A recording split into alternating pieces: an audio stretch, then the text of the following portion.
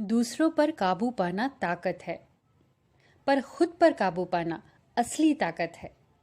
एक फकीर था, एक युवा फकीर, जापान के एक गांव में। उसकी बड़ी कीर्ति थी, बड़ी महिमा थी। सारा गांव उससे पूछता और आदर करता। उसके सम्मान में सारे गांव में गीत गाए जाते। लेकिन एक दिन सब बात बदल गई। गांव की एक अविवाहित युवती ने एक बच्चे को जन्म दिया। जब उसके माता पिता ने उसके पिता का नाम पूछा तो उस युवती ने उसी युवा सन्यासी का नाम ले लिया। बस फिर कितनी देर लगती है प्रशंसकों को शत्रु बनने में। पैर छूने वाले लोग एक क्षण में सर काटने को तैयार थे। सभी लोग, गांव के सभी लोग उस फकीर के झोपड़े पर टूट पड़े। सबने गुस्से में आकर फकीर के झोपड़े में आग लगा दी और जाकर उस एक दिन के बच्चे को उस फकीर के ऊपर पटक दिया। उस फकीर ने पूछा, आखिर बात क्या है? तो उन लोगों ने कहा, यह भी हमसे पूछते हो कि बात क्या है? यह बच्चा तुम्हारा है, यह भी हमें बताना पड़ेगा कि बात क्या है? अपने जलते मकान को देखो, अपने भीतर के दिल को देखो, इस बच्चे को देखो और इस लड़की को देखो। हमसे पूछने की जरूरत ही नहीं, यह बच्चा तुम्हारा है। वह फकीर बोला, अच्छा, यह बच्चा मेरा है। इतने में वो बच्चा रोने लगा तो उस बच्चे को चुप कराने के लिए फकीर गीत गाने लगा। सब गांव वाले उसका मकान जलाकर वापस लौट गए। फिर वह रोज के समय दोपहर को भीख मांगने निकला। लेकिन आज उस गांव में उसे कौन भीख देगा?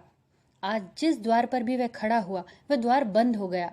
आज उसके पीछे पीछे बच्चों की टोली और लोगों की भीड़ चलने लगी, मजाक करने लगी, पत्थर फेंकने लगी। वह उस घर के सामने पहुंचा जिस घर में वह लड़की थी, जिस लड़की का वो बच्चा था। उसने वहां आवाज दी तो उसने कहा कि मेरे लिए भीख मिले ना मिले, लेकिन इस बच्चे के लिए दूध तो मिल सकता है। मेरा कसूर हो सकता है, लेकिन इस बेचारे बच्चे का क्या कसूर है? वो बच्चा रो रहा था और भीड़ वहीं खड़ी थी। अब उस लड़की की सहनशीलता के बाहर हो गई बात।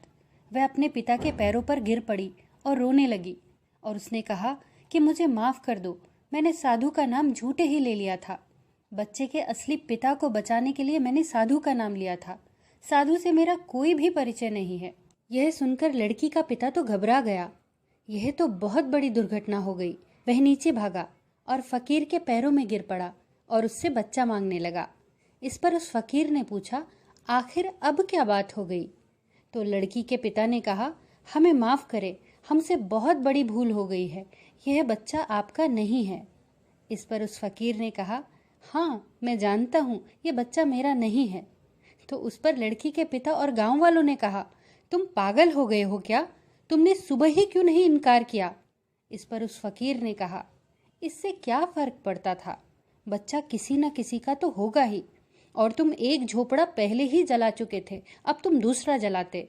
और एक आदमी को बदनाम करने का मजा तुम ले चुके थे, तुम एक और आदमी को बदनाम करने का मजा लेते। इस पर लोगों ने कहा, तुम्हें इतनी भी समझ नहीं है? तुम्हारी इतनी निंदा हुई, इतना अपमान हुआ, इतना अनादर हुआ और तुम कुछ नहीं बोले? इस पर उस फकीर ने कहा, अगर तुम्हारे आदर की मुझे कोई फिक्र होती तो तुम्हारे अनादर की भी मुझे फिक्र होती। मुझे तो जैसा ठीक लगता है मैं वैसे जीता हूँ, और तुम्हें जैसा ठीक लगता है तुम करते हो।